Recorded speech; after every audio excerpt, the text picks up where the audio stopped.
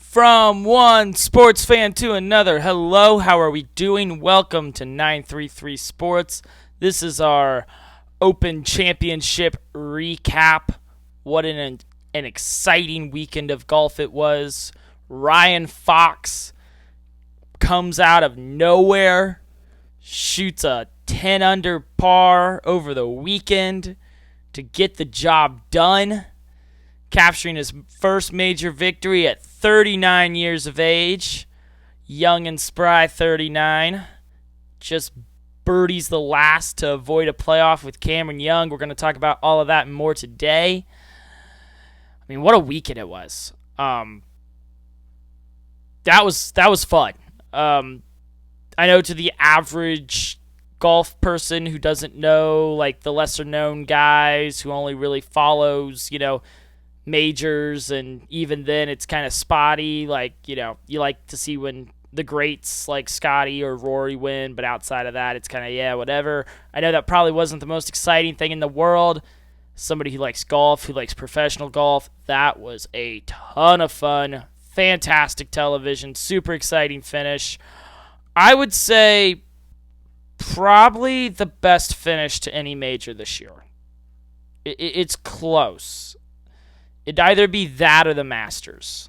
It'd be that or the Masters. PGA Championship is third. U.S. Open's definitely fourth. But that was fun. It was great television, and we're going to break that down like I've done for the PGA Championship recap as well as the U.S. Open recap. Going to kind of go through the leaderboard bottom up, to hit some highlights from the weekend, some big takeaways, and for this episode specifically, just kind of talk about some of these guys' overall major season, because unfortunately the 2026 major season has come to an end, and after today I might do an episode on the FedEx Cup playoffs, but outside of that, not going to be talking too much golf after this because there's just not going to be a ton of golf to talk about. So got a couple of things I want to bring up. I do want to bring up one big takeaway from the weekend, just overall. They were talking about it at length on the broadcast, is how this Open did not play like a normal Open. Normally the Open Championship with these link-style courses, the fescue and the heavy rough, it can cause a lot of issues normally, because when they get the weather that they normally get in the UK, it rains a lot, the course stays wet, the grass stays tall and thick, and it's really hard if you get wayward off the tee to recover. Your chance at birdie is out the window at that point. This weekend was a lot different because it did not rain at all. Not even a little bit. And the course was dried out. I mean, you were watching it on television. The course looked as dried out as a local muni. Like, it was super dry out there. And so because of that, the grass was thin. It didn't offer any resistance. If you drove one into the fescue, you'd either get a very favorable lie. It would either kick out back into the fairway. Like, it just wasn't a factor. And you saw that in how these guys played. We had, I want to say it was, if I'm getting this right, 362s. 362s, 2 on Friday, 1 on Saturday, by our winner, Ryan Fox, was the Saturday one. You had guys go super low in this tournament. You had 3 guys tie the all-time major record in terms of a single round score. And you had some other records scoring-wise outside of that, and we'll get into those. Like, it was just a very easy... These guys were making bank on this course. It was super easy. Now, were there some tough holes? Absolutely. The tee shot on 1, the tee shot on 18. There was still some tight fairways, still some spots you could get into trouble. Just ask Bryson. We'll talk about that in a minute. The course offered challenges, but it was definitely the easiest course, especially out of the 3 majors this year in which the venue changes. So not counting the Masters. Aronimink and Shinnecock were definitely both more difficult than this. And I think that's what's funny about it is, after those 2 majors of where the scoring was a lot lower, especially for the PGA Championship, a lot lower than we're used to. To see these guys actually like hit birdies consistently and like, hole out from bunkers and do all this cool stuff, it was really fun to watch, and I really enjoyed it. Couple of big names did miss the cut at this tournament. You had, I want to say, both Aaron Rai and Wyndham Clark missed the cut. So our two of our three previous major winners from this year did miss the cut at this tournament, which I thought was crazy, especially because I praised Aaron Rai last month for playing pretty well at the U.S. Open, just to miss the cut here. So unfortunate. Wyndham Clark also missed the cut. He shot a 73 and a 70. And then Aaron Rai shot back-to-back 71s. Like, they didn't even play that bad, but in this tournament, it's like there were some holes where pars might as well been a bogey because you were losing a shot on the field. Like, there were some of these drivable par fours, some of these shorter holes. If you didn't score, sorry, you were out of luck. So they both missed the cut. Tom Kim missed the cut after having a really good showing at the U.S. Open. He unfortunately does not. I thought he would actually be more of a factor this weekend. He missed the cut entirely. He only shot 3 over the course of those 2 days, but it wasn't enough. Yeah, I see Jason Day on here. Akshay Bhatia missed another cut. Gary Woodland missed a cut. I kind of got that prediction wrong. I thought he'd do pretty well here. I thought it was interesting because 10 years ago in 2016, Jordan Spieth won the Open at Royal Birkdale.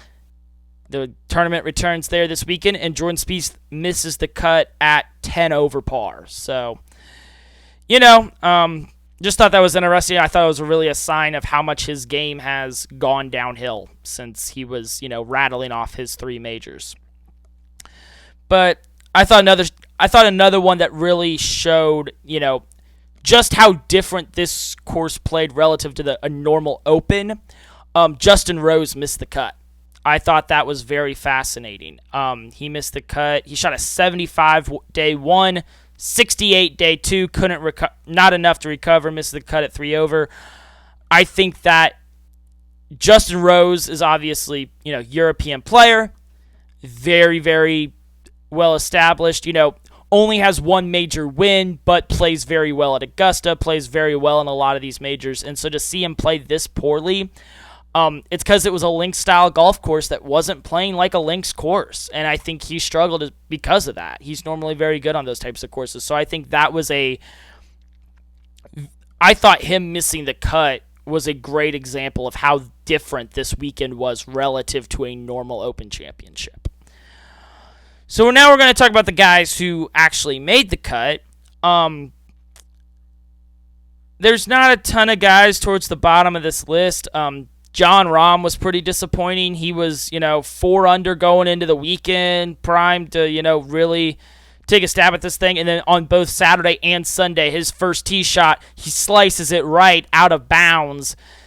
Double bogeys the first hole on both Saturday and Sunday. And yeah, you can't go +4 on a 2 holes across the weekend and expect to be a factor. So that was kind of disappointing. He finished at even par. Rory shot 1 under. He was 1 under going into the weekend, shot even par over the course of Saturday and Sunday. Rory won the Masters, went back-to-back. He's going to go for the 3-peat this upcoming year, and I think he's going to have some pep in his step, some fire under him because of that. Gotta be honest, in these other majors, he's really disappointed. He was kind of a factor at the PGA. He was kind of hanging around, but he was never really, in it. And then at the U.S. Open and the Open, he made the cut, but it's like his round was over an hour before the final group teed off over the course of the weekend. So it's like he never really did anything. It was whatever.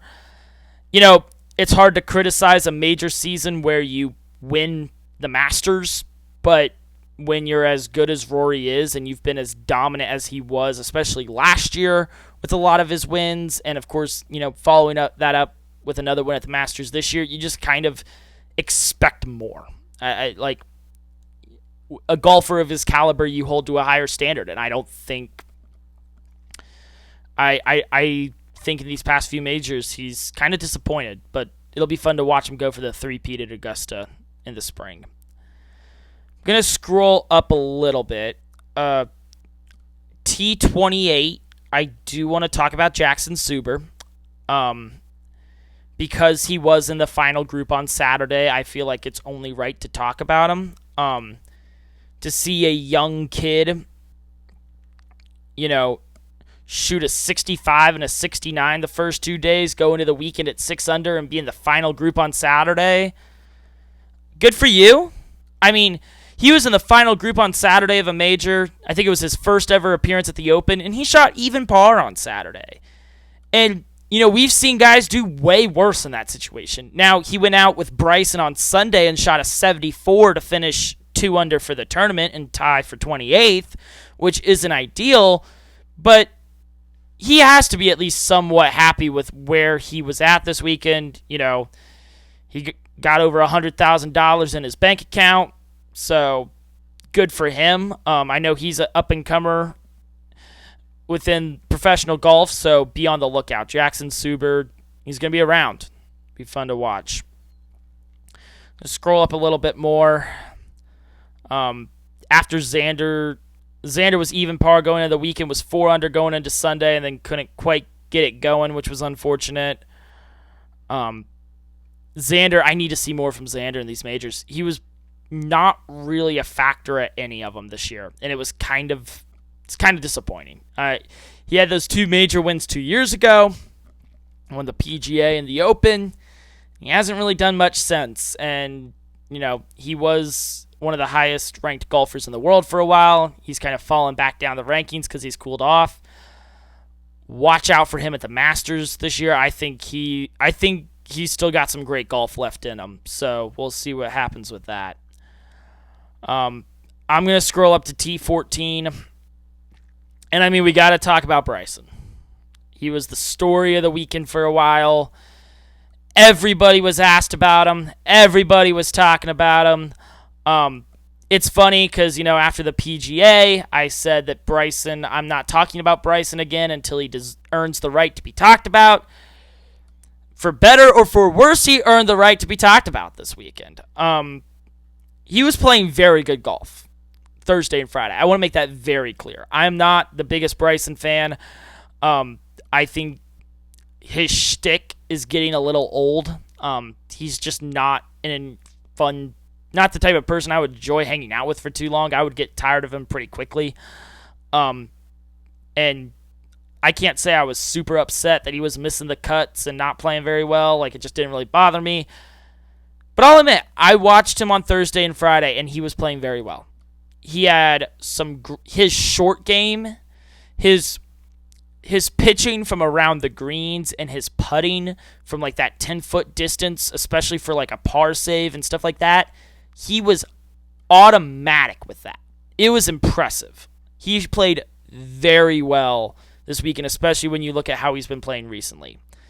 Obviously, what everybody wants to talk about is the 2-shot penalty on Friday. I'm not going to recount what happened. Everybody kind of knows about it. If you don't, Google it, YouTube it, whatever.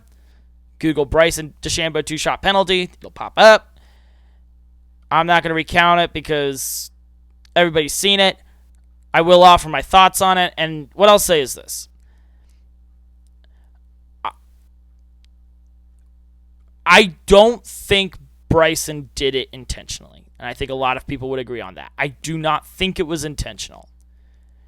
And it was probably a penalty. I don't know the rule book well enough, but if you watch the clip, it does kind of look like it's a penalty. The way he steps through the grass, mats down the lie so that way he's able to get more club on the ball. Okay, fine.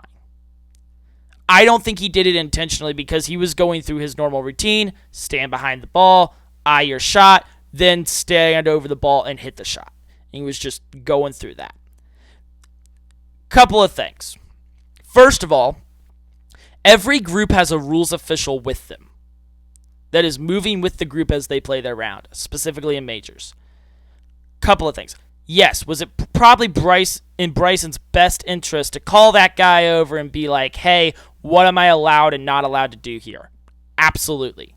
He should take responsibility for that. That being said, it should be in the rules official's best interest to be like, hey, this guy sliced his ball into the heavy stuff. There's some very specific rules here. I should walk over there and make sure nothing happens. Like, make sure we're good. They should take it upon themselves, show the initiative, especially because it didn't get called in the moment. Bryson finishes his round. He thinks he's going to be in the final pairing on Saturday because he's only a shot off the lead and solo second, until they're like, wait, hold up.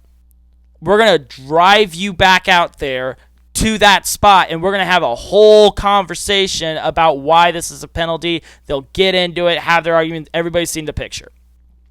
That's a problem on that is a fault on the R&A's part.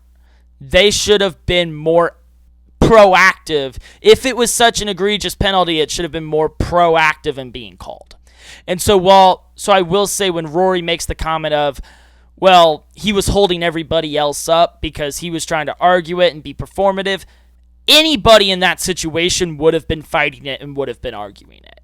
And I also think it's kind of the pot calling the kettle black when Rory comments on it and says that, because there are whole compilations out there of Rory throwing a fit during his rounds and being very performative. So I think Rory saying Bryson's performative is a little rich, but it is fun because, Rory just flat out saying he doesn't like Bryson very much obviously fuels that rivalry, something that's kind of grown over the course of a couple of majors now over the past few years, and kind of provides added commentary on where the game of golf is currently. So it's fun for that reason. I do think it was a penalty. I think it also could have been handled better in how it was assessed and ruled. As for Bryson's weekend, he falls back those 2 shots.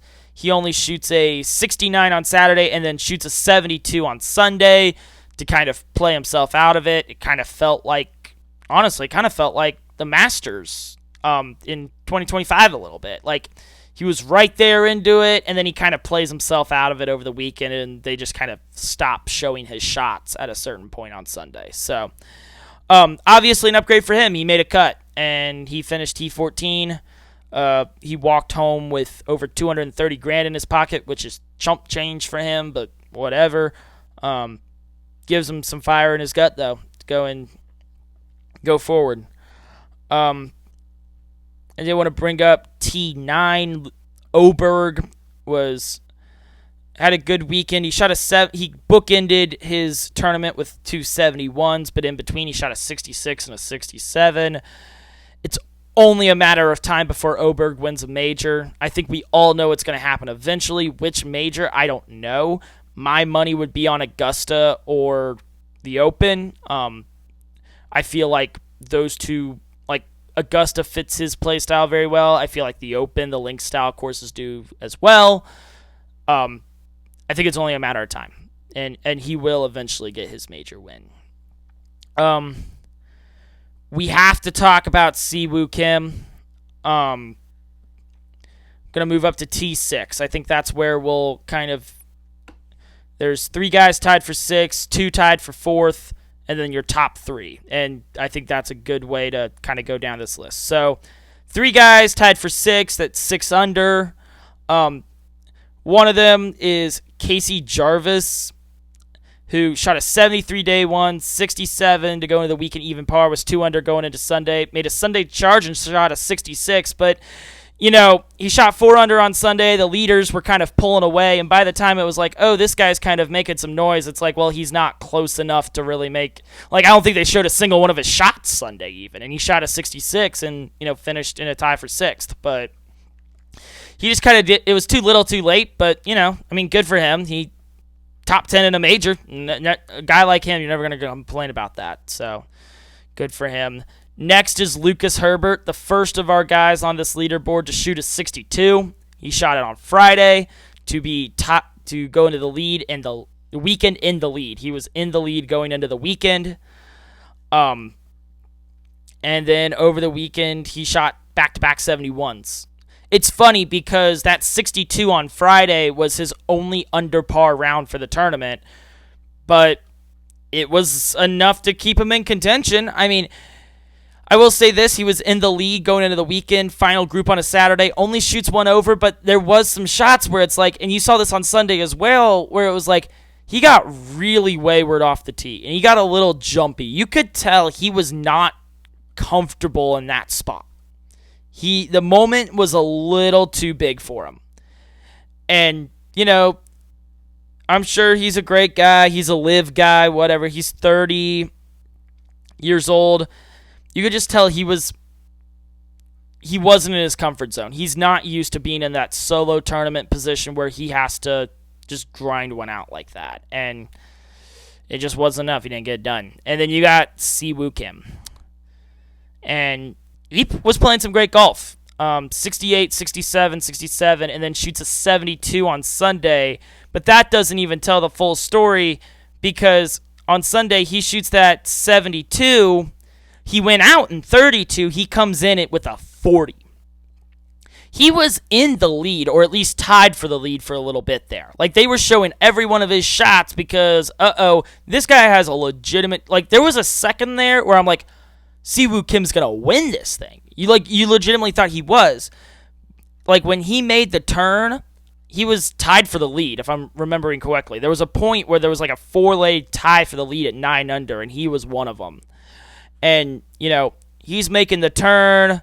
He's at 10 under, which ended up being the winning score. But then pars 10, bogeys 11 and 12, bogeys 16, bogeys 18. And I don't think anybody's going to hold it against you for bogeying 18. Like, that's fine. But he just had a couple of misses off the tee, especially on the par 3 12th, the par 4 11th. Like, all of his misses, he just got wayward off the tee, and he just couldn't recover from that. That was where he struggled. I mean, and, he's been around a while, won the Players. He's solid PGA Tour golfer, but, you start to feel like he kind of choked. He choked a little bit. And you see that all the time in these majors, especially from these guys with less experience. And you start to wonder, is that the closest a guy like him's ever going to get to closing the door and getting it done? And so I'm sure he's probably, he's probably disappointed about how the weekend ended, unfortunately. Let's see. And then moving up, you have two guys tied for fourth at 7 under. You have Scotty and Tommy Fleetwood. I'll start with Tommy because Tommy Fleetwood was my pick to win this major. If you watch the preview, he's from here. He grew up like 5 miles from Royal Birkdale, hometown crowd. Had a couple of massive putts. He had that 73-foot putt on the first hole on Sunday to get the crowd erupting. He got a standing ovation when he was walking to the 18th green on Sunday as well. Super fun for him to play in front of the hometown fans. He had the most pressure out of anybody this weekend because he was playing in home, and he shot every round under par. He was under par in every single round of the tournament, and he's the only guy that I can see on this leaderboard that was under par for every single round. And that's incredible. 69, 67, 69, 68. He had a couple of bogeys on the 9th hole on Sunday. He got into that really bad spot. Like, that whole location was just really difficult, and you just miss past the green. It was just trouble for everybody. So he had some bogey trouble midway through his round on Sunday, which kind of took him out of it. But he played very well this weekend. It's unfortunate because you do kind of feel like, okay, same thing. Like, when is he going to get it done? You kind of feel like it's going to happen at some point, but, he's 35. He's not getting any younger. Like, at a certain point, you got to get it done. You got to win one. And every single time he gets this close, you start to think, is it ever going to happen? I will say this, he was the only European to finish in the top 5. 3 of the other 4 were Americans, and then Ryan Fox is from New Zealand. I did talk about that on my last episode, how the only American that has a shot at winning this thing is Scotty Scheffler. Ryan Fox did end up winning this tournament from New Zealand, so that was a correct prediction. However, 3 Americans, and then you have your first European. And so they continue, and he was the only European to even finish, in the top 8. So, still, the claret jug evades the grasp of its home continent, which I think is fascinating. So, can't wait for them to kick our ass again at the Ryder Cup next year, because they're at home and they're not going to pull any punches. But we won't talk about that. We'll save that for next year. Then also tied for 4th is Scotty, 68, 66, 68, 2 68s, a 70, and a 67. He was starting to make a Sunday charge on Sunday. Finally, the putts were starting to drop. But the problem with Scotty is, and it's the same problem, like, people are like, why has Scotty been off this week? It's the same problem he's had all year. He has completely lost his touch with the putter. It used to be his biggest weapon, and now it's his biggest weakness. He could not make a putt outside 5 feet to save his life. It was insane. Like, you just couldn't count on him to make a putt. Now, his approach game's still great. His touch around the greens, his pitching is fantastic. He has not lost a step on that, but it doesn't matter if you can't close the door with the putt and finish out the hole. And he couldn't do it. So, finally, some of those putts started to drop on Sunday, but it was just too little too late. And then he gets into bogey trouble. He bogeys 13, he bogeys 15, and he bogeys the last to finish at 7 under. He could have tied Sam Burns for 3rd, but ends up T4 with Tommy. If you watched it on Sunday, this is very interesting, especially when you juxtapose this with Bryson's situation. 17th hole on Sunday, he goes for the hero shot. He's like right next to the bunker, and he goes fairway wood over a mound. Something he would never do if he wasn't like having a snowball's chance of winning it, because if he went birdie on 17 and 18, he actually he was trying to go for it.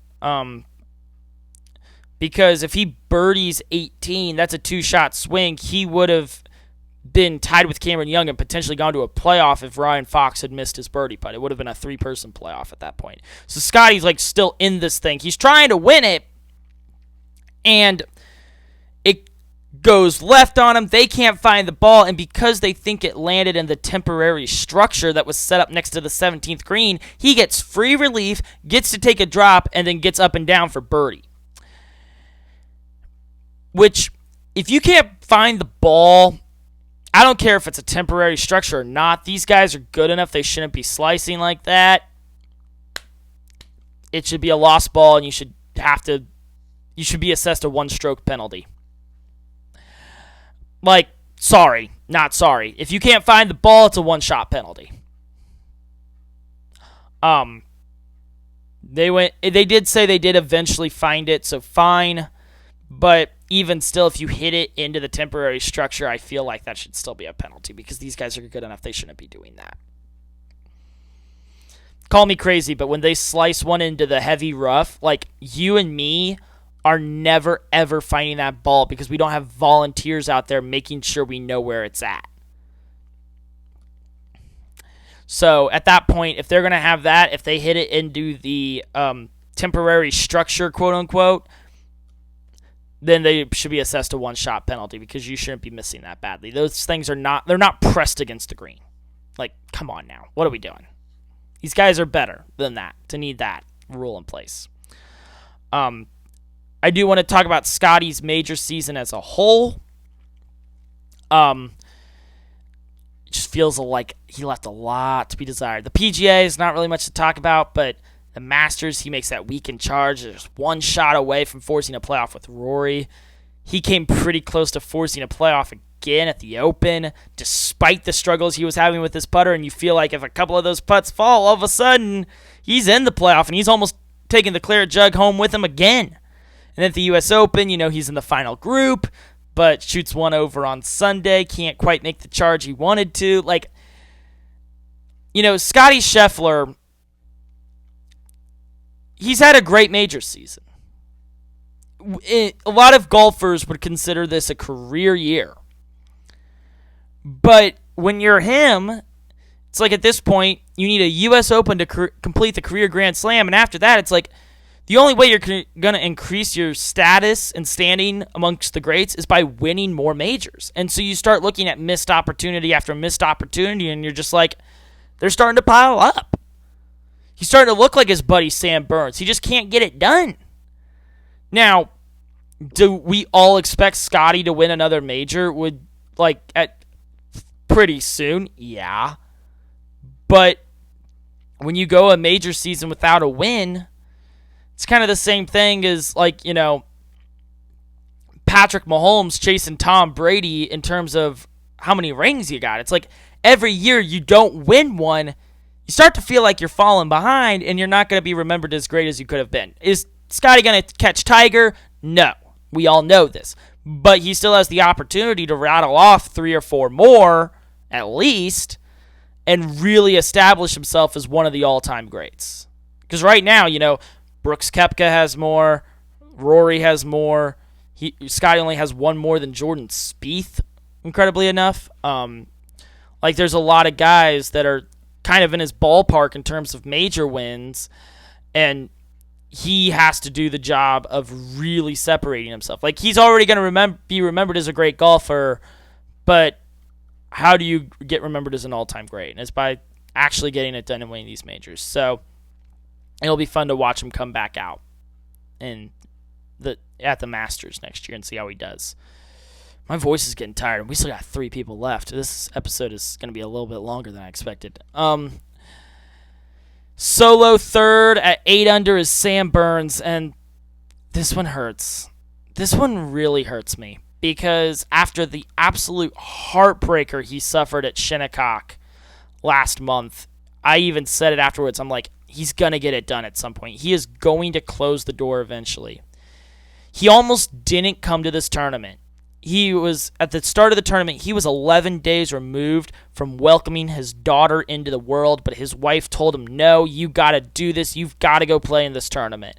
Great story. He goes out on Thursday, shoots a 73, but then follows that up with a 62 on Friday. Ties the major record for a round, makes the weekend, follows that up with a 65 on Saturday, is the solo leader, a 2-shot lead going into Sunday, and shoots a goddamn 72. He birdies the second, bogeys 4, 5, and 6 back to back to back, and then pars out the rest of the way. And it's heartbreaking, man, because he shoots a 62, which ties the lowest round in any major ever. His 62 and 65 across rounds 2 and 3, so a total of 13 under par, is the lowest 36-hole stretch of any major ever. He literally had the greatest 2-day stretch of any major ever, but because he shot 5 over the other 2 days, it did not matter. And his major victory eludes him once again. This is the second time he's been leading going into the final round of a major, and he can't get it done. He couldn't get it done at Oakmont last year. Couldn't do it at Birkdale this year. He has the heartbreaker missed putt at Shinnecock that almost forces a playoff had it gone in. It missed by that flipping much. He's played well at the Masters multiple times. It's got to happen eventually, right? I was rooting for this man so hard on Sunday, and I knew that was a mistake because he fell apart immediately. It feels like Rory and the Masters felt for a while, except in this case, it's just all the majors. It's got to happen eventually, right? He's got to eventually get it done. He's besties with Scottie Scheffler. You would think Scottie would be like, hey, here's how you don't screw this up anymore. I don't know, man. It's hard. He normally Burns normally plays well at Augusta, so hopefully, like, he comes out at the Masters and plays well. But, like, dude, he's breaking my heart, man. It's hard to watch. But, you know, when I still expect him to win one eventually, I just don't understand how he can't. He's too good not to. But, oh, man, it just hurts your heart every time you watch him have a meltdown like he has. Ugh. Then solo second, so Cameron Young. Let's just say it. Solo second, 9 under par. Cameron Young, back-to-back 67, shoots a 73 on Saturday, gets into bogey trouble late. It's like 4 or 5 over on the back 9 on Saturday. You think he's completely played himself out of it. Comes out Sunday morning, shoots a 64. 64. It is the clubhouse leader for a solid 2 to 3 hours until the final hole of the final group. He gets into the clubhouse super early, and you keep watching, and the wind starts to pick up. Guys get into bogey trouble, specifically in that final group. You're like, oh, shoot. Cameron Young, it's like the YouTube videos where it's like Luigi wins by doing absolutely nothing. That's kind of what it felt like with Cameron Young, except he did shoot that 64. But you're just kind of sitting there like, oh, shoot. Oh, shoot. Oh, shoot. And then it's Ryan Fox has that birdie putt, which he makes. And had he missed it, I mean, it's the same thing as the U.S. Open a month ago where, you know, Sam Burns was warming up, preparing for the potential playoff. Here's the crowd erupt. Oh, shoot, this guy just won. Okay, guess I'll put away my clubs and go home. Like, it happened again. It happened 2 straight majors. And so, Cameron Young, this was his breakout year. He won the Players. He had a couple other wins. He was in the final pairing at Augusta with Rory. Obviously, he came oh so close to going to a playoff at the Open. Expect him to follow this up. He's young. That pun was completely unintentional. He's only 29. He's got a lot of time left. He's really good. He's the number 3 golfer in the world. He will maintain that status. And yeah, it's only a matter of time before he breaks through and wins one. He is too good not to do it. It is crazy because as good as he played on Sunday, he shot that 64. His lone bogey was on 18, and it's because his tee shot goes into the bunker. He's trying to hit it out of the bunker, and it hits the side of the bunker. He can't get enough loft on it to get it up and over, and so it careens off to the right. He has to use his third shot to get to the green, then 2 putts for bogey. If it wasn't for that bogey, we would have had a playoff, even with Ryan Fox hitting his birdie putt. If Ryan Fox had missed that putt, Cameron Young would have won. So, like, Cameron Young was oh so close to winning this major, and I think if it had gone to a playoff, he would have won. So, he has to feel frustrated because when you don't have a major win and you feel like you're oh so close, like 1 or 2 more putts go your way, but that's golf for you. That's how it goes. I still expect him to be very good. I think, you know, he's going to be a guy to watch for a while, and he's going to have a lot of people rooting for him, especially at the Masters this year, this upcoming year, and all the majors. A lot of people are going to be pulling for him to get it done, and I think eventually he will, just because he's playing too well not to. And he's just a good guy, too. He's just a really, really good guy. And that just leaves our champion. The 39-year-old from New Zealand who's won all over the world, only recently relocated his family full-time to the USA in Jupiter, Florida, where a lot of these guys live. Ryan Fox gets it done. There's a great photo that got released today of him sitting on the flight home, and the claret jug is in its case in the overhead bin. Like, he's flying coach. He's got the claret jug in its box in the overhead bin on the airplane. Like, it's kind of insane when you think about it. He's going to get to have that thing in his house for the next year.